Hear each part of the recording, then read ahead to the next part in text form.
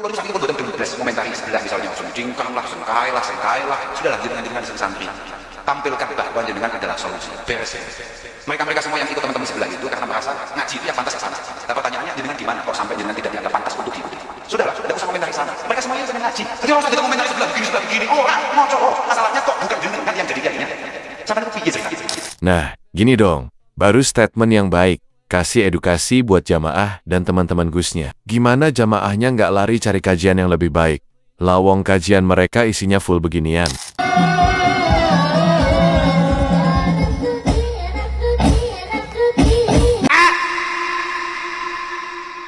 Ya beginilah realita kelompok Newcastle United. Dinasehati juga keras kepala, sampai-sampai konser pun udah kayak diskotik. Entahlah, 10 tahun lagi mungkin salawatan sambil ngedijak.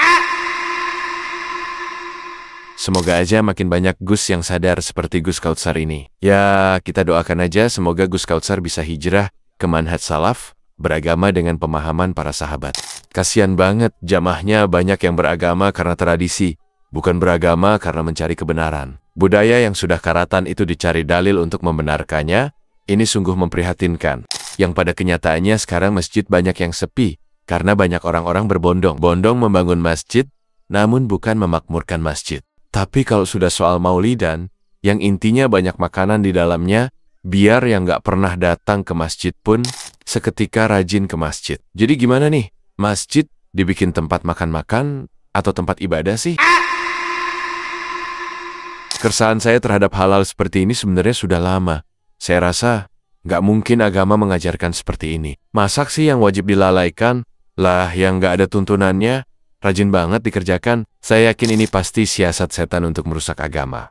Makanya, orang dipengaruhi supaya melalaikan sholat dan melakukan bid'ah. Karena bid'ah ini sendiri adalah perbuatan yang sangat dicintai setan. Kalau orang yang bermaksiat misalnya zina, mencuri, dan lain-lain, itu dia sadar dirinya salah. Nah, sedangkan pelaku bid'ah ini, dia tidak sadar dirinya salah.